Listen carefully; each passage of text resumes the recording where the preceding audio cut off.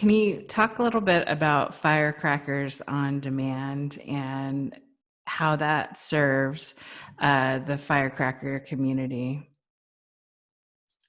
Yeah, so I don't know. I think I call it our website of Tony craziness, and it's not all just about Tony, but capture it, right.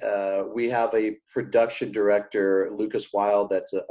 He's got a film degree from England, and he's a 29-year-old, just a phenom. He tells a certain story that I feel it in here when I watch his work. And so he came in through another one of our employees, Juliana, and Lucas started to capture some of our stuff on film.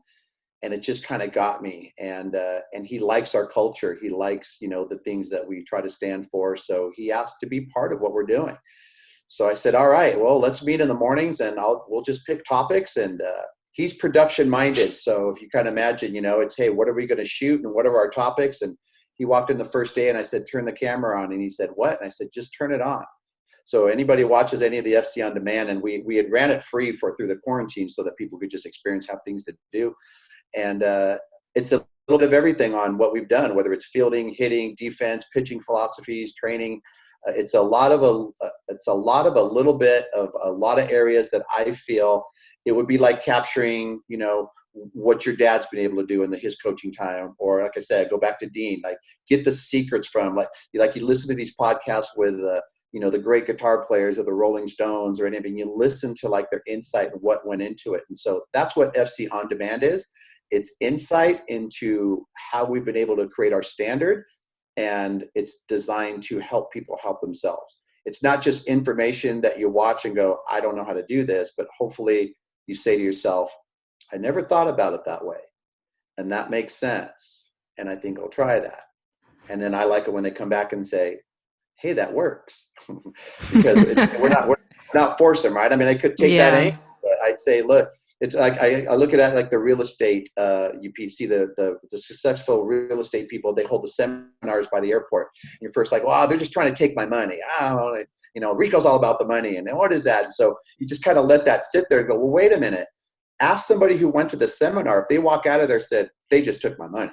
But what we like is that when people come out of the FC On Demand, it changes their way of thinking. And then my whole thing is like, well, is your experience better? Are you better in championship play? How are your bunt defenses? Are you approaching pitching and hitting the same way as you were before? Recruiting, all of these types of things. So, and we have made it available. It's not Firecracker exclusive. Firecrackers get it within their memberships here, but it's available to everyone. All we're trying to do is help. But it's Tony craziness and about 140 videos of all different types of softball topics. I love it. Look, I am all about pioneering in the space. And like you said, it's about capturing. I think that's like one reason why I kind of started this podcast is I've had so many amazing conversations with some of the best minds in softball, and even just outside of softball, who they're connected and they have such valuable insight and information. And I feel like this is just such a great way to be a fly on the wall to those conversations, because I think there is, a portion of the softball community that may not feel like it's inclusive.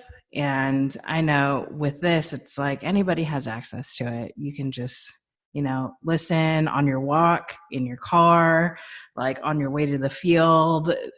You take it how you want it. This is just the information.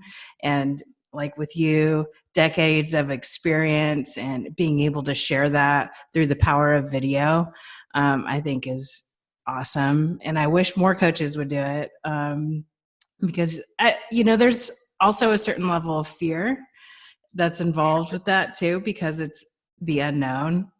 I know if I would have asked my dad, I don't know how he would feel about it.